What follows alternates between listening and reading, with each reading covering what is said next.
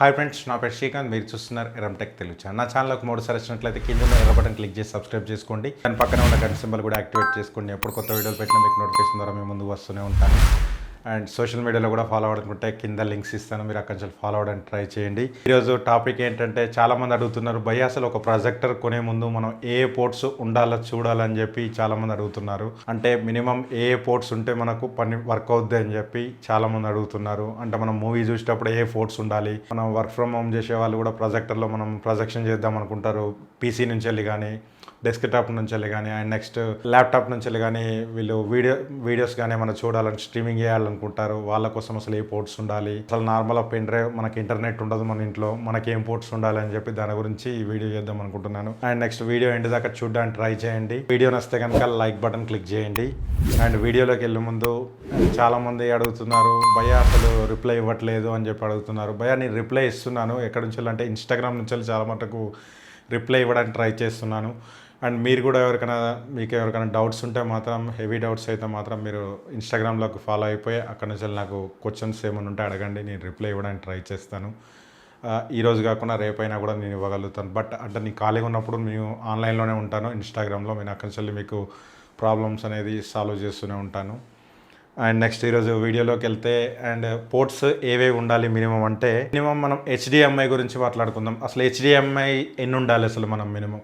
మనకు బడ్జెట్లో చూసుకున్నా కూడా మినిమం 2 వస్తాయి. 100% 2 ఉండేలా చూసుకోండి పోర్ట్స్. హెచ్డిఎంఐ 1 అండ్ హెచ్డిఎంఐ 2 ద్వారా వస్తూ ఉంటాయి. ఇక్కడ నుంచి ఏంటంటే మీరు సౌండ్ అవుట్పుట్ కానీ మీరు ల్యాప్టాప్స్ కూడా హెచ్డిఎంఐతో కనెక్ట్ చేసుకోవచ్చు.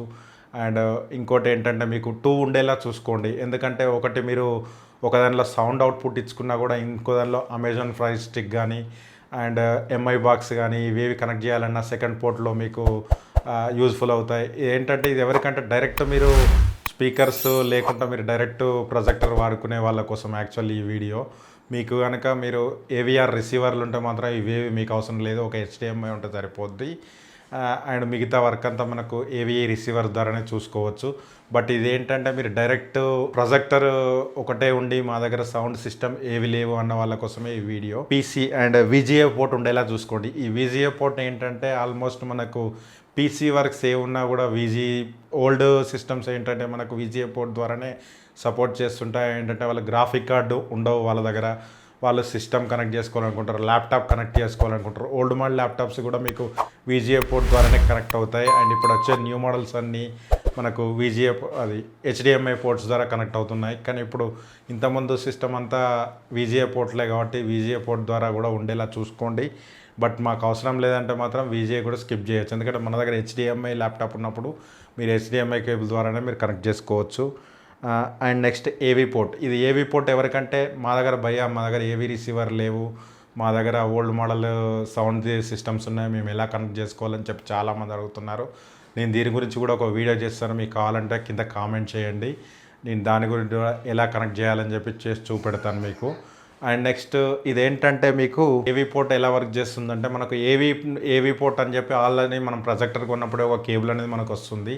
ఆ ఏవీ పోర్ట్ 1 పోర్ట్ 2 3 పోర్ట్స్ ఉంటాయి అన్నమాట. అందులో red and blue and white ఈ కలర్స్ ద్వారా మనకి ఏంటంటే మన దగ్గర already old model home theatres ఉంటాయి. ఆ హోమ్ థియేటర్స్ అనేది పిన్స్ అనేది అవుట్ ఇచ్చేసుకుంటే మనకు సౌండింగ్ అనేది అక్కడి నుంచి వస్తుంది అనమాట. మనకు మిగతా ప్రొజెక్టర్ నుంచి ఏ ప్రొజెక్టర్ బొమ్మ వచ్చినా కూడా సౌండింగ్ అనేది మాత్రం సౌండ్ సిస్టమ్ నుంచే వస్తుంది.